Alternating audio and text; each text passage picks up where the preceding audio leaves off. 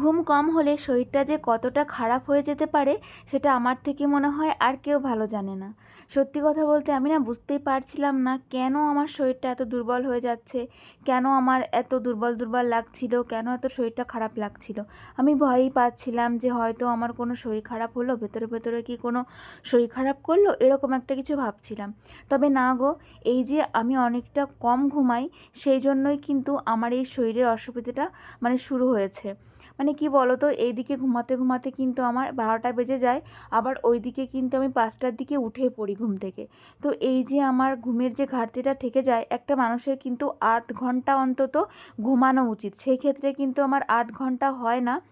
তো দিনের বেলাও তো আমি ঘুমাই না, সেই জন্য কিন্তু আমার শরীরটা এতটা খারাপ করছিল। আর এখন সেই জন্যই ভেবেছি জানো তো, আগে শরীরটাকে ঠিক রাখবো। তার জন্য কিন্তু এখন আমি একটু ভালো করে ঘুমাই, আর সকালের দিকেও কিন্তু একটা বেলা করেই উঠি। একটু আমার অসুবিধা হচ্ছে বেলা করে ওঠাতে, তবে কিছু করার নেই। শরীরটা যদি এরকম করতে করতে আরও শরীর খারাপ হয়ে যায় তাহলে তো আমি কাজই করতে পারবো না। তাই আগে থেকে কিন্তু সাবধান হওয়াটা অনেক ভালো। তাই দেখো, আমি ঘুম থেকে উঠেছি একটু বেলা করেই, উঠে আমি রান্নাঘরে চলে এসেছি। আর রান্নাঘরের আগে গ্যাসটাকে মুছে নিয়ে তারপর রান্নাঘরটাকে একটু মুছে নিচ্ছি। পুজোর আগে ভেবেছিলাম রান্নাঘরটাকে ভালো করে পরিষ্কার করব, তবে কবে যে করব সেই টাইমটা আমি পাচ্ছি না আর কি। এই সংসারের প্রতিদিনই কাজকর্ম না, এক্সট্রা যে কোনো কাজ করব সেই সময়টুকুই পাই না। তবে একটা দিন দেখে কিন্তু পুজোর আগে আমাকে রান্নাঘরটাকে সমস্ত জায়গায় পরিষ্কার করতে হবে, একটু অন্যভাবে সাজাতে হবে। তবে কি করে যে সাজাবো সেটা বুঝতে পারছি না।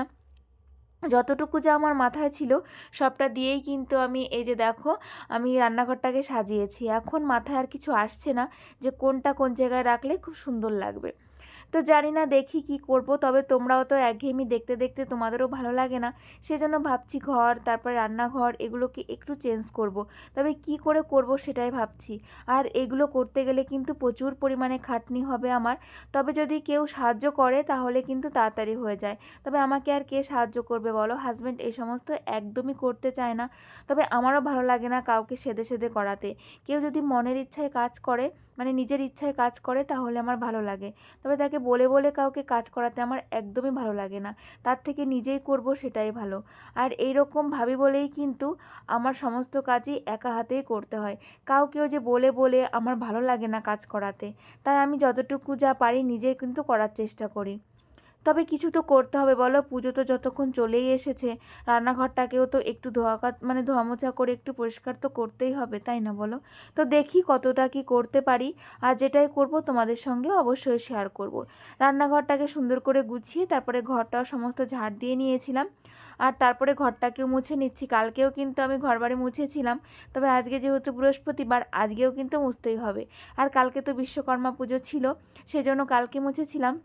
আর আজকে তো বৃহস্পতিবার, সেজন্য আজকে তো মুছতেই হবে। তো দেখো, সেজন্য আমি ঘরের সমস্ত জায়গায় কিন্তু সুন্দর করে মুছে নিচ্ছি।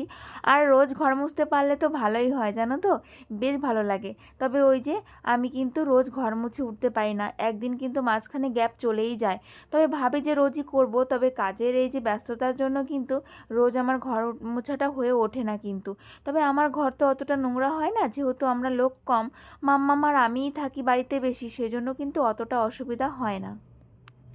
প্রতি কোনো অবহেলা করিনি জানো তো, কোনো দিন কোনো অলসতাও করিনি। নিজের সংসার নিজের মতন করে গুছিয়েছি, আর নিজের মতন করেই কিন্তু কাজ করি।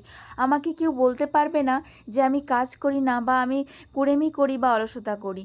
আমি কিন্তু কাজ করতে ভীষণ ভালোবাসি, তবে সেটা বিয়ের পরে। তবে বিয়ের আগে কিন্তু এই গুণটা আমার একদমই ছিল না। বিয়ের আগে কিন্তু কাজ করতে একদমই ভালোবাসতাম না।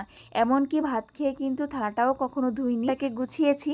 আর এখন কিন্তু আমার নিজেরও ভালো লাগে যে এত সুন্দর করে আমি সংসারটাকে গুছিয়েছি, আর সবাই কিন্তু আমার প্রশংসাও করে। তো সেটা শুনে কিন্তু আমার ভালোও লাগে। ঘরটা আমার মুছা হয়ে গেছে, আর চেয়ারগুলো কিন্তু আমি এই যে আমাদের যে দোকানটা রয়েছে ওখানে রেখে তারপরেই কিন্তু আমি ঘরটাকে মুছে নিই। আর আমি কিন্তু দোকানটাও, আমি যখন ঘর মুছি আমি কিন্তু দোকানটাও মুছিয়ে নিই। তো যাই হোক, এখন চেয়ারগুলো সুন্দর করে গুছিয়ে রেখে তারপরে কিন্তু স্নানও সেরে নিয়েছিলাম। সকালে সমস্ত কাজকর্ম করে তারপরেই কিন্তু আমি স্নান করেছিলাম। আর এই যে সকালে কিছু জামা কাপড় কেচে দিয়েছি, আর সেগুলোই ভালোই কিন্তু নেড়ে দিচ্ছি।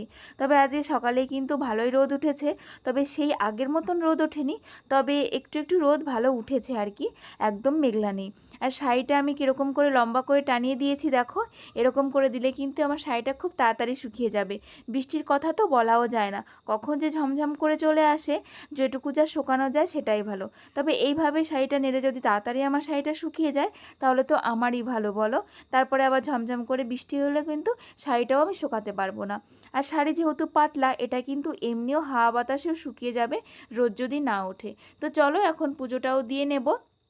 আর এই যে আজকে বৃহস্পতিবার, তবে আমার তো বৃহস্পতিবারে যে লক্ষ্মীর ঘট থাকে সেটা তো পাতা নেই। তোমাদের আগেও বলেছি যে কিসের জন্য আমি লক্ষ্মীর ঘট পাতিনি, তুলে ফেলেছিলাম। তবে হঠাৎ করে তো আর আমি লক্ষ্মীর ঘট পাততে পারবো না, এটাও কিন্তু তোমাদের কাছে জিজ্ঞাসা করেছিলাম। সামনে যে এই যে লক্ষ্মী পুজো আসছে, এই পুজোতে যদি আমি পুজোটা করতে পারি তবেই কিন্তু আবার নতুন করে আমি লক্ষ্মীর ঘট পাতবো। তবে করতে পারবো কিনা সেটাও বলতে পারছি না, মেয়েদের তো অনেক অসুবিধা থাকে। তবে যাই হোক, লক্ষ্মী পুজোটা করার কিন্তু আমার ভীষণই ইচ্ছা, জানি না কতটা কি করতে পারবো। তারপরে আমি লক্ষ্মীর ঘরটা পাতবো আর প্রতি বৃহস্পতিবারে আবার আমি সুন্দর করে পুজো দিতে পারবো। তবে এখনও আমি সুন্দর করেই পুজো দিই, তবে ওই যে ঘরটা শুধু পাল্টানো হয় না। আর এই যে এখন চলে এসেছি রান্না বান্না করার জন্য। সকালে কিন্তু খাওয়া দাওয়া হয়ে গেছে, সেটা তোমাদের সঙ্গে শেয়ার করা হয়নি। তারপরে এই যে এখন কিন্তু দুপুরে রান্না বান্না করছি। আজকে দুপুরে আর তেমন কোনো কাজকর্ম করিনি, আর সেই জন্য তোমাদের সঙ্গে শেয়ার করতে পারিনি। দুপুরবেলাটা মানে সকালে খাওয়ার পরে আজকে মামামের সঙ্গেই কাটিয়েছি, তো সেই জন্য আর কোনো কাজ টাজ করিনি। এখন এই যে সোজা চলে এসেছি রান্না বান্না করতে। ওইদিকে কিন্তু আমি মামামকে স্নানও করিয়ে দিয়েছি, আর মামামকে একটু খাবার দিয়ে আমি কিন্তু টিভির সামনে বসিয়েও দিয়েছি। আর এখন এই যে রান্না সেরে নিচ্ছি। আজকে দেখলেই তো বরমশাই কিন্তু সকালবেলায় মাছ নিয়ে এসেছিলো, আর সেটা দিয়েই কিন্তু উচ্ছের তরকারি করলাম। আগের দিন তোমরা দেখেছিলে নিরামিষ উচ্ছের তরকারি করলাম, আজকে কিন্তু মাছ দিয়ে করলাম। মাছ দিয়ে কিন্তু বেশি খেতে ভালো লাগে আমার কাছে। আমার এই রান্নাঘরটাকে তোমরা অনেকেই কিন্তু ভীষণ ভালোবাসো, আর সত্যি কথা বলতে এটা ভেবেই আমার ভীষণ ভালো লাগে যে আমার এই সাদামাটা টিনের রান্নাঘরটা তোমাদের এত ভালো লাগে। সবার কত সুন্দর মডেলের কিচেন থাকে, কত ভালো রান্নাঘর থাকে, সেটার থেকেও তোমরা আমার রান্নাঘরটাকে এত ভালোবাসো, এই টিনের রান্নাঘরটা। তো আমারও না, আমার কাছে ভীষণ প্রিয় আমার এই রান্নাঘর। সত্যি কথা বলতে জানো তো, শুধু দালান কাটা থাকলেই কিন্তু সুখ পাওয়া যায় না, জানো। ভাঙা ঘরেও কখনো কখনো অনেকটা সুখ আসে, সেটাকে যত্ন করে গুছিয়ে রাখতে হয়, তবে দেখবে সেটাতেই তুমি শান্তি পাবে। তো তুমি যদি ভাঙা ঘরটাকেও খুব যত্ন করে খুব সুন্দর করে গুছিয়ে রাখো না, তাহলে দেখবে সেই ভাঙা ঘরেও কিন্তু তুমি একসময় সুখ খুঁজে পাবে। তো আমি কিন্তু আমার সুখটাকে আমার এই ভাঙা ঘরেই কিন্তু খুঁজে নিয়েছি। তো তোমরাও চেষ্টা করবে তোমাদের ভাঙা ঘরের সুখটা খুঁজে নেওয়ার, তাহলে দেখবে কোনো অসুবিধা হবে না। তো আমি কিন্তু সেইভাবেই আমার জীবনে খুব হ্যাপি আছি। আর আজকে আমার সন্ধ্যার সময় একটু মুড়ি খেতে ইচ্ছা করছিল, সেই জন্য দেখো পেঁয়াজ কেটে নিয়েছি, আর চানাচুর নিমকি দিয়ে পেঁয়াজটাকে আগে মেখে নিয়েছি, আর কটা মুড়ি নিয়ে নিয়েছি। এখন এই যে চানাচুর দিয়ে পেঁয়াজ দিয়ে এগুলো দিয়ে সুন্দর করে কিন্তু মুড়িটা মেখে নেব। আর মাম্মাম আর আমিই খাবো, সেই জন্য অল্প করেই মুড়ি মাখাচ্ছি। হাজব্যান্ড কিন্তু খাবে না, কেন কি ও তো বাড়িতে নেই, ও পড়াতে গেছে, আর সেই জন্য অল্প করেই মাখাচ্ছি। তো চলো মুড়িটা নিয়ে এখন দোকানে যাব। দোকানে বসেই কিন্তু আমি আর মাম্মাম এখন খেয়ে নেব, কেন কি হাজব্যান্ড যেহেতু বাড়িতে নেই, এই টাইমটা তো আমাকে দোকানেই বসতে হয়। তো সেই জন্য এই যে দোকানেই বসে পড়েছি আমরা দুজন।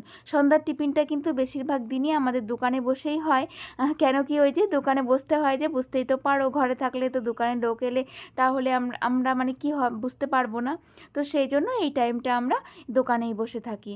তো এই যে হাজব্যান্ড যতক্ষণ না আসবে ততক্ষণ আমি আর মামাম এই দোকানেই থাকবো, দোকানেই খাওয়া দাওয়া করবো, দোকানেই মামামকে যদি একটু পড়াতে হয় দোকানেই পড়াবো। তো এখানেই কিন্তু কেটে যাবে। আর আমার সোনামা কিন্তু মুড়ি খেতে ভীষণ ভালোবাসে, দেখো প্রথম থেকে একদম শেষ অবধি কিন্তু মাম্মাম মুড়িটা খেয়েছে, আর এখনও কিন্তু মাম্মাম খুব দারুণভাবে মুড়িটা খেয়ে যাচ্ছে। আর আমাকে বলছে কি যে মা মুড়িটা কিন্তু দারুণ হয়েছে মাখা। সত্যি কথা, আমার সোনামা কিন্তু মুড়ি খেতে ভীষণ ভালোবাসে। আর এই দেখো মুড়ি কিন্তু প্রায় শেষের দিকে, তো এখন মুড়ি টুড়ি খাইয়ে তারপরে ভেবেছি মাম্মামকে একটু পড়াবো। এখানে বসেই মাম্মামকে পড়িয়ে নেব, অসুবিধা হবে না, মাম্মাম এখানেই কিন্তু লিখে নেবে। আর যেদিন হাজব্যান্ড বাড়ি থাকে সেদিন কিন্তু আমি ঘরেই মাম্মামকে পড়াই। তো চলো আজকের ব্লগটা কিন্তু অনেক ছোট হয়ে গেল, তো এই পর্যন্ত, তোমরা সবাই ভালো থেকো।